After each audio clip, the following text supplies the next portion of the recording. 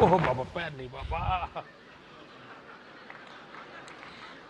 माननीय प्रधानमंत्री जी के प्रेरणादायक शब्द हमें लगातार हमारा मार्गदर्शन करते रहे हैं और आज के इस अवसर पर हमने माननीय प्रधानमंत्री जी के बहुत से शब्दों को सुना, लेकिन माननीय प्रधानमंत्री जी को सुनने के लिए हम सभी अत्यंत उल्लासित रहते हैं, उत्साहित रहते हैं। और इसीलिए अब मैं पुनः माननीय प्रधानमंत्री जी से सविनय निवेदन करती हूं, माननीय प्रधानमंत्री जी कृपया अपने शब्दों द्वारा हमारा मार्गदर्शन करें।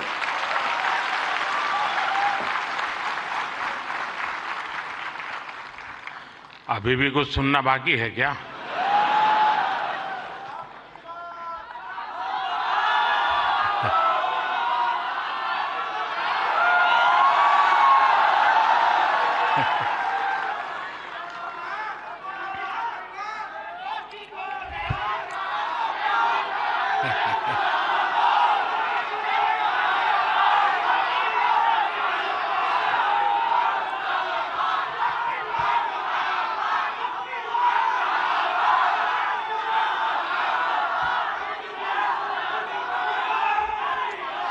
कैसे हैं आप सब लोग?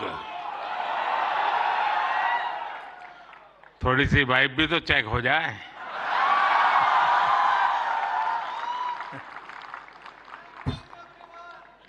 इस कार्यक्रम में उपस्थित मंत्रिपरिषद के मेरे साथी अश्विनी वैष्णव जी,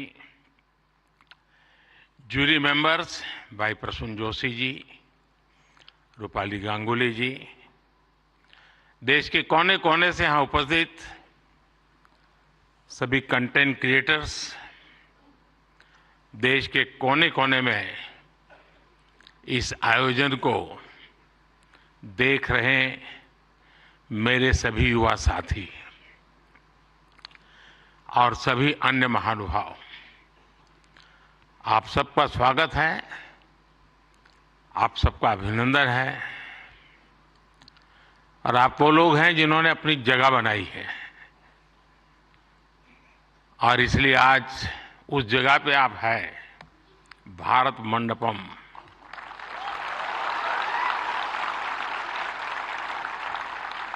और बाहर सिंबल भी क्रिएटिविटी से जुड़ा हुआ है आते ही।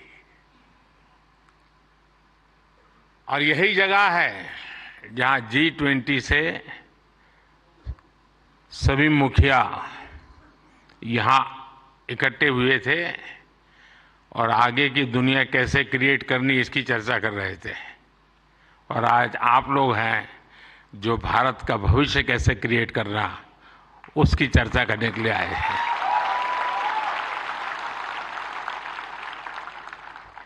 साथियों, जब समय बदलता है, टाइम चेंज होता है, जब नए युग की शुरुआत होती है तो उसके साथ कदम से कदम मिलाना ये देश का दायित्व होता है।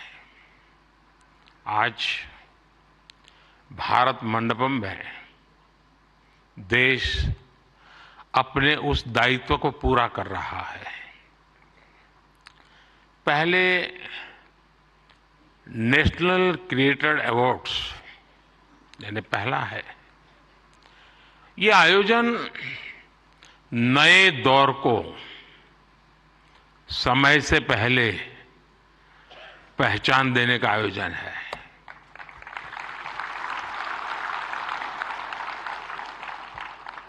और कुछ लोग मुझे कभी कभी पूछते हैं कि आपकी सफलता का रहस्य क्या है, ऐसा मुझे पूछते हैं। मैं हर एक को जवाब नहीं देता हूं।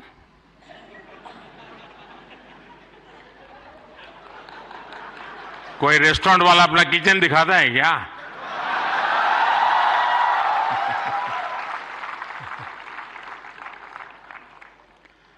लेकिन आपको मैं बता देता हूं,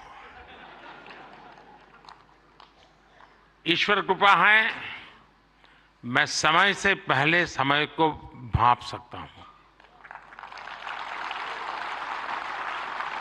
और इसलिए ये पहला ऐसा अवार्ड है जो शायद आने वाले दिनों में बहुत प्रमुख स्थान लेने वाला है।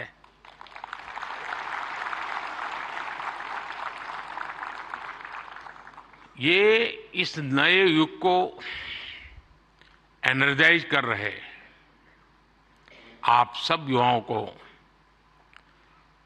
सम्मान देना, क्रिएटिविटी को सम्मान देना और समाज की रोजमर्रा की जिंदगी के प्रति जो संवेदनशीलता है उसको सम्मान करने का अवसर है। भविष्य में ये अवार्ड कंटेंट क्रिएटर्स के लिए बहुत बड़ा मोटिवेशन बनेगा। उनके काम को एक बहुत बड़ी पहचान मिलने वाली है। आज जिन्हें नेशनल क्रिएटर्स अवार्ड मिले हैं, मैं उन विजेताओं को तो बधाई देता ही देता हूं, पर जिन्होंने इसमें बढ़ चढ़ करके हिस्सा लिया, क्योंकि बहुत कम समय मिला था, हम ज्यादा इस चीज को पॉपुलर भी नहीं कर पाए थे और मैं नहीं चाहता था कि मैं इसमें और समय गंवाऊं, लेकिन जल्दी जल्दी में भी, इतने कम समय में भी 1.5-2 लाख क्रिएटिव माइंड्स इसके साथ जुड़ जाए, ये मेरे देश की भी एक पहचान बना देता है।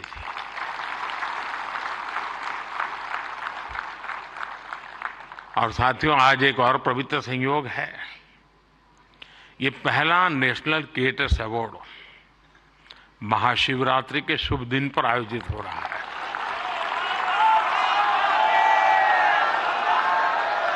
और मेरे काशी में तो शिव जी के बिना कुछ नहीं चलता है। महादेव। भगवान शिव भाषा, कला और क्रिएटिविटी के जनक माने गए हैं। हमारे शिव नटराज है। शिव के डमरू से माहेश्वर सूत्र प्रकट हुए हैं। शिव का तांडव लय और सृजन की नींव रखता है इतिहास। और इसलिए यहां जो क्रिएटर्स हैं उनके लिए नए सब्जेक्ट मिल जाएंगे। महाशिवरात्रि के दिन ये आयोजन अपने आप में बहुत बड़ा सुखद संयोग है और मैं आपको भी और देशवासियों को भी महाशिवरात्रि की बहुत बहुत शुभकामनाएं देता हूं। फ्रेंड्स, आज इंटरनेशनल वुमेन्स डे भी है, लेकिन मैं देख रहा हूं पहली बार पुरुष ताली बजा रहे हैं, वरना उनको लगता है हमारा तो कोई डे आता नहीं। आज जो अवार्ड मिले हैं उनमें भी बहुत सारी बेटियां मैदान मार गई हैं। मैं उनको भी बधाई देता हूं और भी मैं देख रहा हूं क्रिएटिव वर्ल्ड में हमारे देश की बेटियां बहुत बड़ी मात्रा में सबको देख रहा हूं। मुझे बहुत गर्व हो रहा है आप लोगों को देख करके। मैं देश की सभी महिलाओं को, बहनों को, बेटियों को इंटरनेशनल वुमेन्स डे की बहुत बहुत बधाई देता हूं। और आज ही मैं अभी, आप तो यहां बैठे हैं, मैं गैस सिलेंडर का 100 रुपया कम करके आया हूं।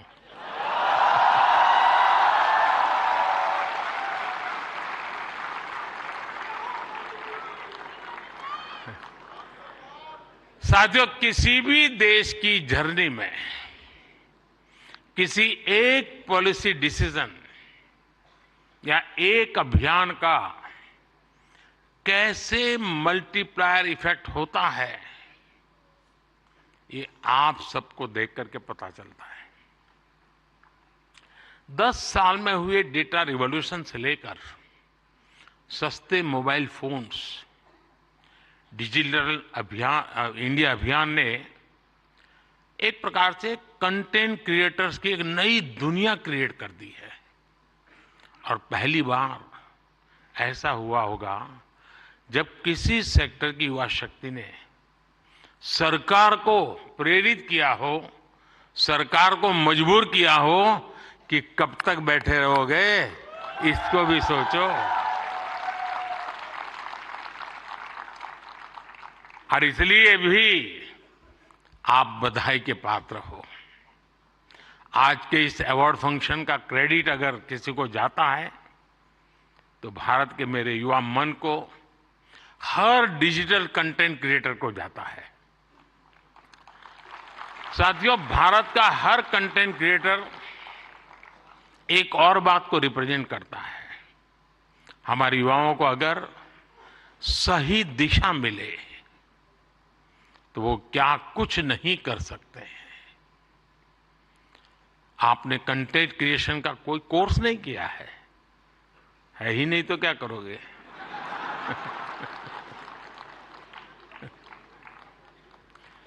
पढ़ाई के टाइम करियर सेलेक्ट करते हुए ये सोचा भी नहीं होगा कि हम कंटेंट क्रिएटर जैसा कुछ बनेंगे, लेकिन अपने भविष्य को पहचाना, फ्यूचर को देखा और ज्यादातर लोगों ने वन मैन आर्मी की तरह काम शुरू कर दिया। अब ये श्रद्धा को देखिए, खुद अपना मोबाइल लेकर के बैठ जाती है। अपने प्रोजेक्ट में आप ही राइटर, आप ही डायरेक्टर, आप ही प्रोड्यूसर, आप ही एडिटर, यानी आपको ही सब कुछ करना होता है। यानी एक प्रकार से इतनी टैलेंट एक जगह पे जमा हो जाए और फिर वो जब प्रकट हो तो उसका सामर्थ्य कितना हो सकता है अंदाज लगा सकते हैं। आपने आइडियाज गढ़े, इनोवेशन किए और उन्हें स्क्रीन पर जीवंत बनाया। आपने दुनिया को न केवल अपनी क्षमता से परिचित करवाया बल्कि लोगों को दुनिया भी दिखाई। आपने जो हिम्मत दिखाई उसी के कारण आज आप सब यहां पहुंचे हैं और देश बड़ी आशा के साथ आपको देख रहा है। आपका कंटेंट आज पूरे भारत में जबरदस्त इंपैक्ट क्रिएट कर रहा है। आप एक तरह से इंटरनेट के MVP,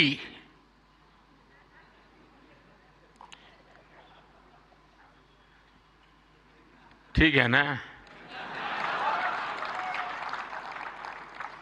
थोड़ा दिमाग खपाओ, क्रिएटिविटी बताओ अपना। जब मैं आपको MVP कहता हूं मतलब मोस्ट वैल्यूएबल पर्सन बन गए। साथियों, आप सभी जानते हैं कि जब कंटेंट और क्रिएटिविटी आपस में कोलैबोरेट करते हैं तो इससे एंगेजमेंट बढ़ती है। जब कंटेंट डिजिटल से कोलैब करता है तो ट्रांसफॉर्मेशन आता है। जब कंटेंट पर्पस से कोलैब करता है तो इससे इंपैक्ट दिखता है। और आज जब आप लोग यहां आए हैं तो मुझे भी बहुत सारे विषयों पर आप लोगों से कोलैब रिक्वेस्ट करनी है।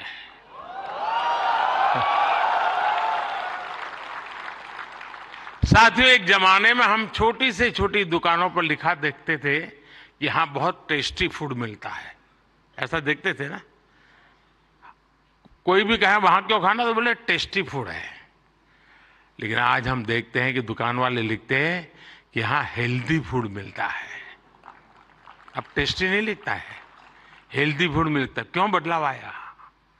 तो ये एक बदलाव समाज में भी आ रहा है। इसलिए कंटेंट ऐसा होना चाहिए जो लोगों में कृतज्ञ भाव जगाए, देश के प्रति आपके जो कर्तव्य हैं उनके लोगों को प्रेरित करें। और आपके कंटेंट का यही डायरेक्ट मैसेज हो ये जरूरी नहीं है। आप कंटेंट क्रिएट करते हुए इसका ध्यान रखेंगे तो इनडायरेक्टली भी उसमें जरूर झलकेगा। आपको ध्यान होगा, लाल किले से मैंने बेटियों के अपमान का विषय उठाया था। एक बार मैंने ये भी कहा था कि आप बेटी शाम को घर आती है तो पूछते हैं, क्यों देर से आई, कहाँ गई थी, क्यों जल्दी घर नहीं आई। मैंने लाल किले से पूछा था कि मुझे कोई तो माँ बाप बताओ जो अपने बेटे को पूछते हो कि तुम देर से क्यों आ रहे हो, कहाँ गए थे। बेटी को सब पूछते हैं, बेटे को कोई नहीं पूछता है। मैं कंटेंट क्रिएटर से कहता हूं, इस बात को आगे कैसे बढ़ाएं, एक माहौल कैसे बनाएं। समान जिम्मेवारी होनी चाहिए। बेटी देर से आए तो भूकंप हो जाए और बेटा देर से आए, बेटा खाना तो खाया था ना, क्यों भाई। कहने का हमारा मतलब है साथियों कि हमने समाज के साथ जुड़ना है और इस भावना को घर घर पहुंचाने में आप जैसे साथी बहुत अच्छे ढंग से इसको कर सकते हैं। देखिए, आज महिला दिवस पर आप इस संकल्प को फिर दोहरा सकते हैं। हमारे देश की नारी शक्ति का सामर्थ्य कितना ज्यादा है, वो भी आपके कंटेंट का हिस्सा, प्रमुख हिस्सा हो सकता है। मैं जरूर दावे से कहता हूं जी, आप में से कोई थोड़ा क्रिएटिव माइंड के साथ सुबह से रात तक माँ क्या करती है उसी को थोड़ा रिकॉर्ड करके उसको एडिट करके रखें। देखने वाले उस परिवार के बच्चे चौंक जाएंगे, अच्छा माँ इतना काम करती है, एक साथ करती हैं। यानी आपके पास एक ताकत है, आप इसको ऐसे प्रस्तुत कर सकते हैं। उसी प्रकार से जैसे गांव की जो जिंदगी है, आपने देखा होगा इकोनॉमिक एक्टिविटी में गांव की महिलाएं बहुत बड़ी मात्रा में जुड़ी हुई थी। ये वेस्टर्न लोगों की जो सोच है ना कि भारत में वर्किंग वुमेन नहीं है, अरे भाई वर्किंग वुमेन छोड़, भारत में महिला है तभी तो संसार चल पा रहा है जी।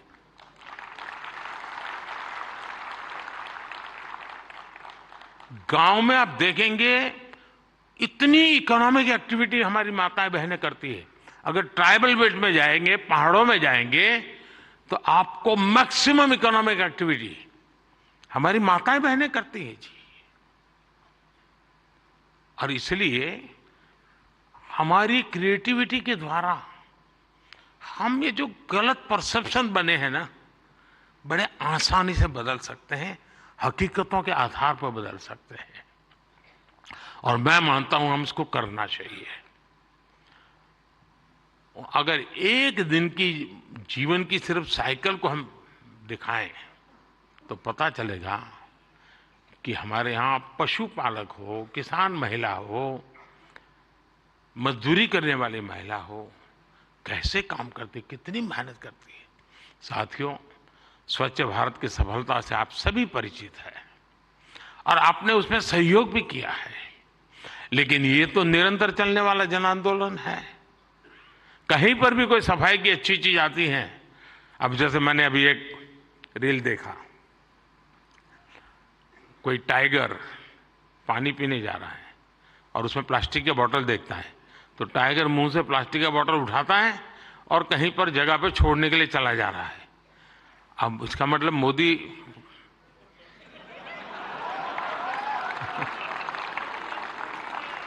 किस किस से बात पहुंचाता है, समझ गए ना।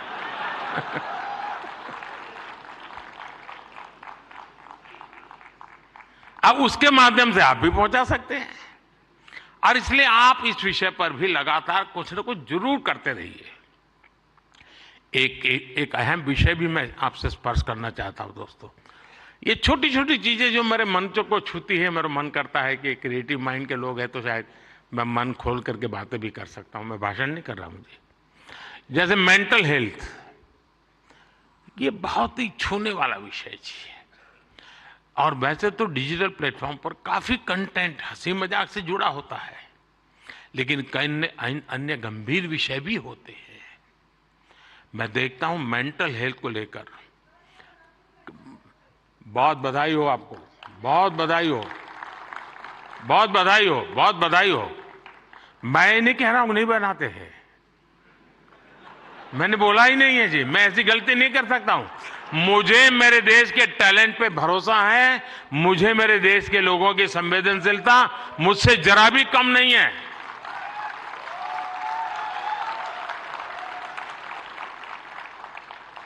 लेकिन ये ऐसे और जो लोग इस प्रकार से सोचते हैं वो ज्यादा क्रिएटिव है, ऐसा मैं कह सकता हूं।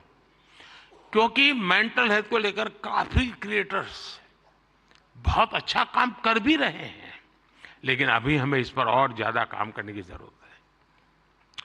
और हो सके तो लोकल लैंग्वेज, गांव के अंदर एक परिवार में अगर ऐसा बच्चा है, उनके लिए क्या हो सकता है। बड़े शहर में 5 स्टार दुनिया में तो होगा, क्योंकि उनकी जिंदगी में ये बहुत जरूरी है जी। उसी प्रकार से एक बहुत बड़ा महत्वपूर्ण विषय है बच्चों में स्ट्रेस का। हमें पता नहीं होता है, पहले तो हमारा जॉइंट फैमिली होता था और बच्चे कभी दादी संभाल लेती थी, कभी दादा संभाल लेते थे, कभी नाना, कभी चाचा चाची, भाभी भाई।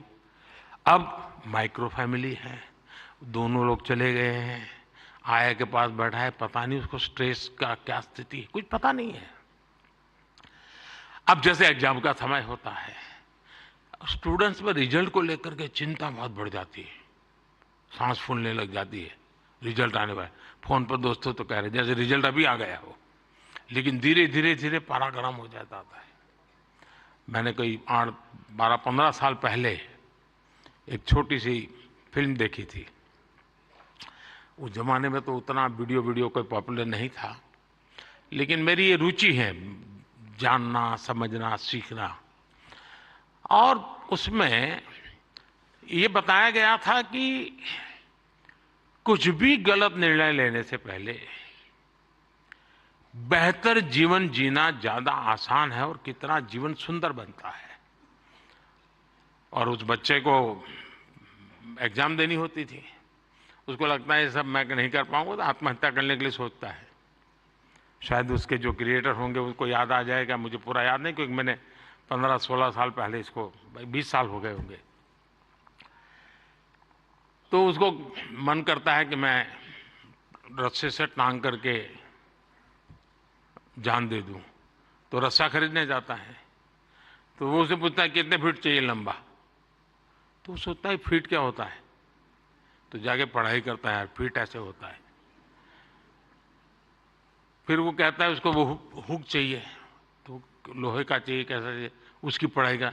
फिर उसके ध्यान में आता है यार मरने से ज्यादा तो पढ़ना सरल है। बहुत ही अच्छी फिल्म बनाई है उसने, हार्डली 7-8 मिनट की होगी। लेकिन जब मैंने उसको देखा, और वो ये जो आत्महत्या करने का मूड बन जाता है बच्चों का, छोटी सी चीज है लेकिन उसके जिंदगी को एक नई राह दिखा देती है। अब आप भी जानते हैं मैं परीक्षा पे चर्चा का कार्यक्रम करता हूं।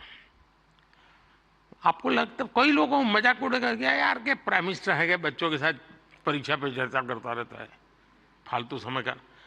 मैं जानता हूं दोस्तों, मैं कोई सरकारी सर्कुलर नीचे निकाल करके बच्चों की जिंदगी नहीं बना सकता। मुझे उनके साथ जुड़ना पड़ेगा, उनको जानना पड़ेगा, जी जान से जुटना पड़ेगा।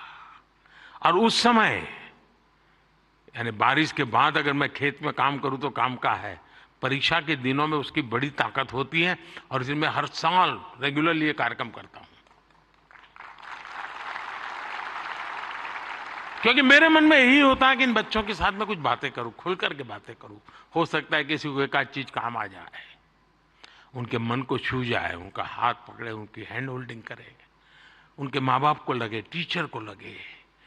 साथियों ये सारे काम मैं तो रील बनाने के लिए समय नहीं निकाल सकता, तो मैं ऐसे काम कर लेता हूं, लेकिन आप तो वो भी कर सकते हैं जी।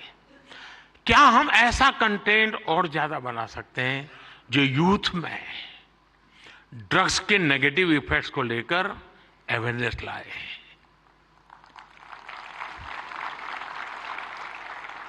हम बिल्कुल दावे से क्रिएटिव वे में समझा सकते हैं कि drugs is not a cool for youth, वरना क्या है यार, कुल हॉस्टल में बैठे हैं, कुल। साथियों, इसमें बहुत बड़ा, और आप लोग हैं बड़े, क्योंकि आप उनके साथ जुड़ सकते हैं, उनकी भाषा में बात कर सकते हैं। साथियों, अगले कुछ दिनों में लोकसभा के चुनाव होने जा रहे हैं। आप ये मत सोचिए कि आज का ये इवेंट इसके लिए है।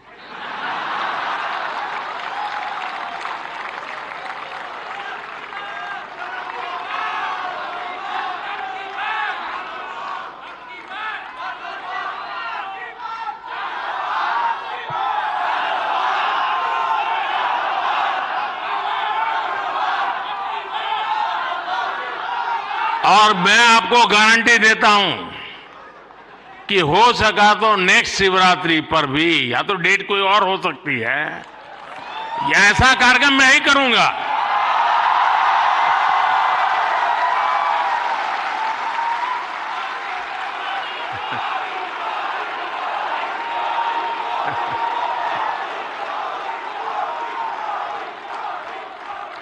लेकिन मैं लोकसभा चुनाव का विषय उस अर्थ में नहीं लाया हूं, क्योंकि मुझे भरोसा है मुझसे ज्यादा मेरे लिए आप मरते हैं।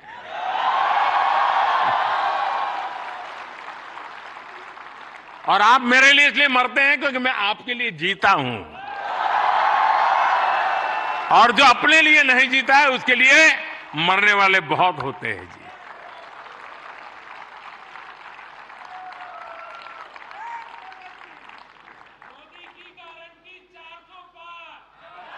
वो मोदी की गारंटी नहीं है, 140 करोड़ देशवासियों की गारंटी है।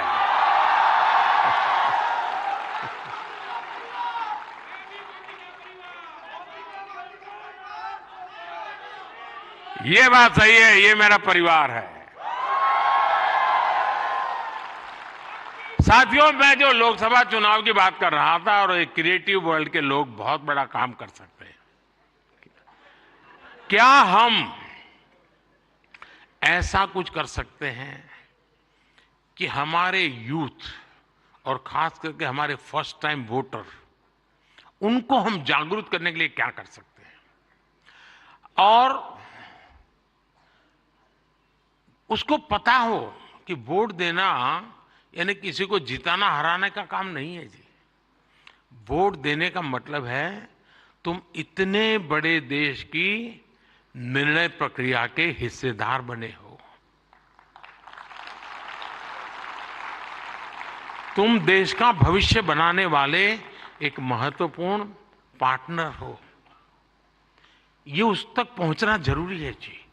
उसको कभी ये मत कहिए किसको वोट दो, लेकिन आप उसको जरूर कहिए कि वोट तो देना ही चाहिए। वो तय करेगा किसको देना किसको नहीं देना, वो तय करेगा, लेकिन वोट देना चाहिए, ये उसको जरूर कहना चाहिए। और मैं मानता हूं हमारे देश में, दुनिया के देश जहां जैसे जैसे समृद्धि बढ़ती गई, वोटिंग पैटर्न घटती गई। दुनिया में देश समृद्ध हुए, लेकिन अलग अलग व्यवस्थाओं ने समृद्धि तक ले गए और बाद में लोकतंत्र की दिशा में गए। भारत 100% लोकतंत्र के ही अधिष्ठान को लेकर के समृद्ध राष्ट्र बनने के सपने को लेकर के चला है, और दुनिया के लिए मॉडल बनने वाला है जी। ये दुनिया के लिए बहुत बड़ा मॉडल बनने वाला है, लेकिन उसमें मुझे मेरे देश के नौजवानों की भागीदारी चाहिए। 18, 19, 20, 21 साल के जैसे। साथियों, हम अपने आसपास देखते हैं कि जो दिव्यांगजन होते हैं, स्पेशली एबल्ड होते हैं, उसमें बहुत प्रतिभा होती है, टैलेंट होता है। आप उनके लिए भी एक बड़ा माध्यम बन सकते हैं, उन्हें सपोर्ट कर सकते हैं। हमारे दिव्यांगजनों में जो इनहेरेंट ताकत होती है, उसे बाहर लाने की आवश्यकता है। उसे भी सोशल मीडिया की शक्ति से जोड़ने की जरूरत है। साथियों, एक और विषय है भारत का इन्फ्लुएंस, भारत के बाहर और ज्यादा बढ़ाने का। आज दुनिया में आप में से जो भी परिचित होंगे विश्व के साथ, आज भारत का तिरंगे का बहुत आन बान शान है, भारत के पासपोर्ट की आन बान शान है कि नहीं है ना? आपने देखा होगा यूक्रेन से बच्चे जब निकल रहे थे, तिरंगा झंडा दिखा दिया, काम चल जाता था जी।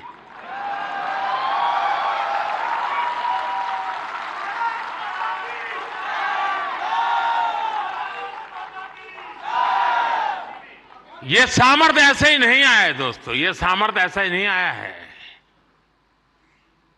इसके पीछे एक मिशन बोर्ड में तपस्या की गई है।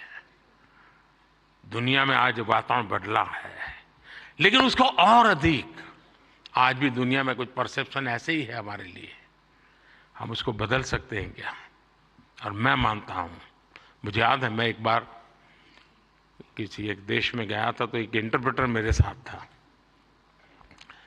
तो परिचय वो कंप्यूटर इंजीनियर था, उस सरकार में काम करता था।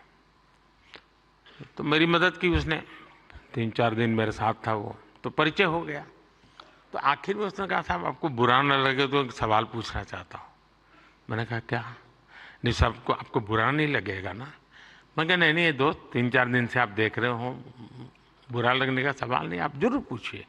नहीं रहने दो साहब, नहीं पूछता हूँ। नहीं मैंने कहा पूछो यार। उसने कहा साहब क्या अभी भी आपके देश में सांप सपेरे जादू टोना यही होता है क्या? ये मुझे पूछा गया सवाल था जी। मैंने कहा देख दोस्त, हमारे लोग तो उस जमाने में तो बड़े ताकतवर थे, तो सांप बाप उनके लिए बड़ा बाएं हाथ का खेल था। अब मैंने कहा हमारी ताकत बहुत कम हो गई है, और धीरे धीरे करके मैंने कहा वो माउस पे आ गए हैं। लेकिन मैंने कहा वो माउस से पूरी दुनिया को हिलाते हैं। साथियों, मेरे देश का ये जो सामर्थ्य है ना,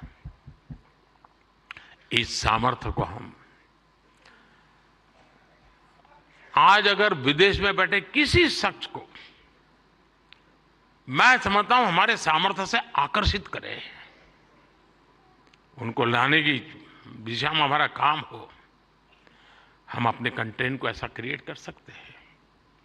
आप पूरी दुनिया में भारत के डिजिटल एम्बेसडर्स हैं दोस्तों, और मैं मानता हूं ये बहुत बड़ी ताकत है। आप फ्रिक्शन ऑफ सेकंड दुनिया में पहुंच सकते हैं। आप वोकल फॉर लोकल के ब्रांड एम्बेसडर्स हैं। मैं कल श्रीनगर में गया था, तो एक नौजवान से मेरी बातचीत हो रही थी। मैं हैरान हूं, जो वो सिर्फ शहद का काम करता है, मधुमक्खी पालन का काम करता है, और आज ग्लोबली उसने अपनी एक ब्रांड पहुंचा दी है जी, जस्ट डिजिटल वर्ल्ड के माध्यम से। और इसलिए साथियों, आइए हम एक साथ मिलकर एक क्रिएट ऑन इंडिया मूवमेंट, मैं बहुत जिम्मेवारी के साथ आप लोगों से अपेक्षा कर रहा हूं, क्रिएट ऑन इंडिया मूवमेंट की शुरुआत करें।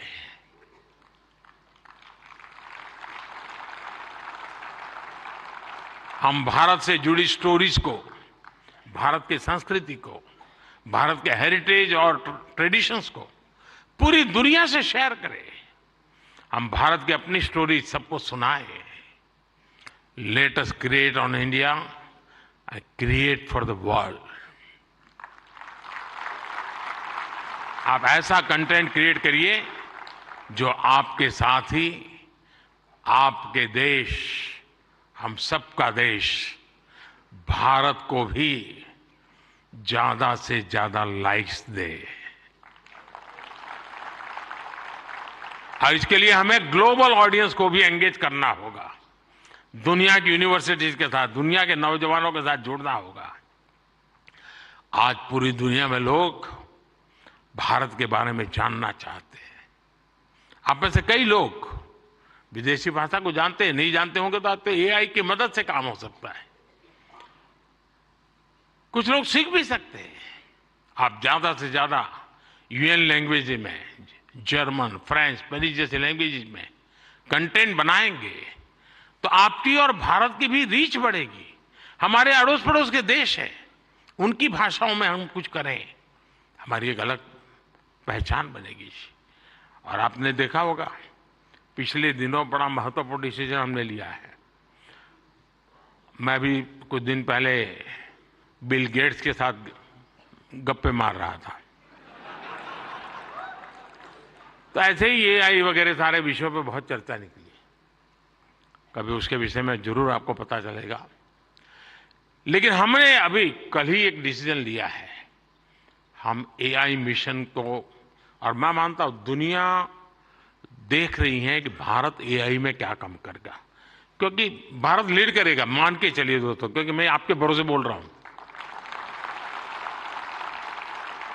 उसी प्रकार से आपने देखा होगा सेमीकंडक्टर, जिस प्रकार से भारत सेमीकंडक्टर की दुनिया में आगे बढ़ रहा है, और मैं बताता हूं कि हम 2G 4G वगैरह में बहुत पीछे रह गए, 5G में हमने लीड कर लिया।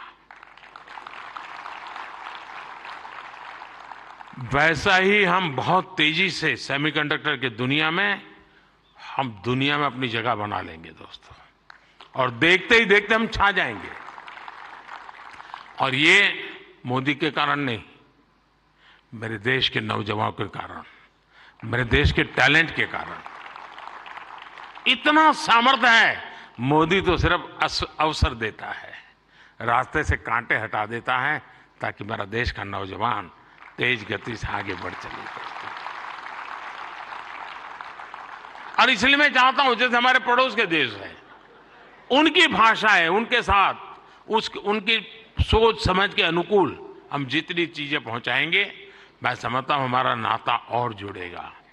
हमें अपना विस्तार करना है, अपना प्रभाव पैदा करना है दोस्तों, और ये क्रिएटिव वर्ल्ड बहुत अच्छी तरह कर सकता है।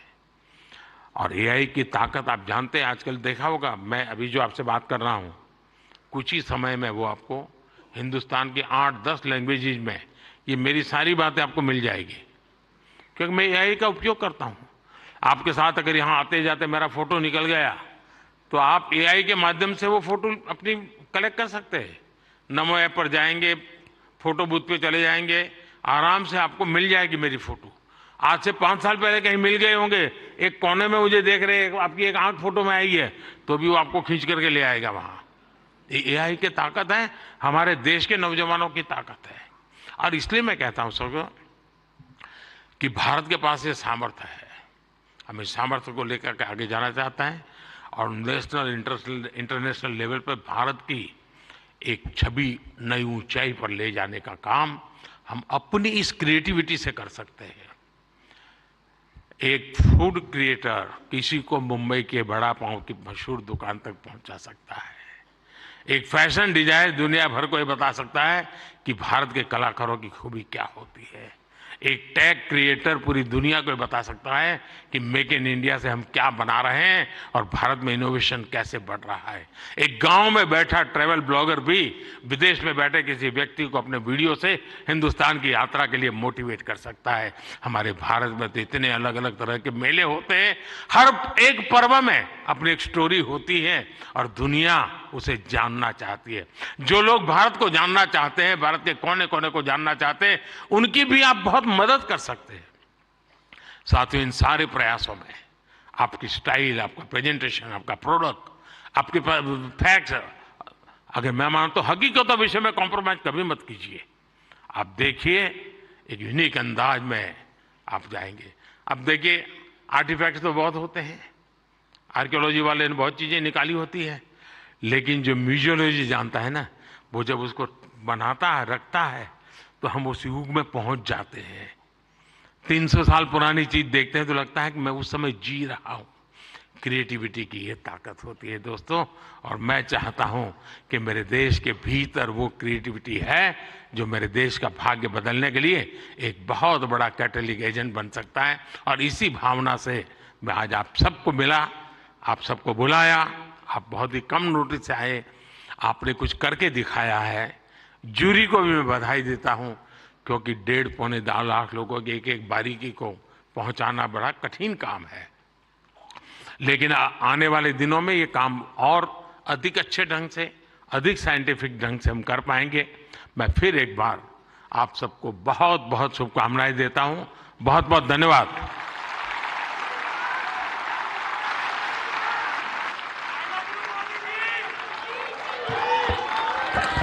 आपका बहुत बहुत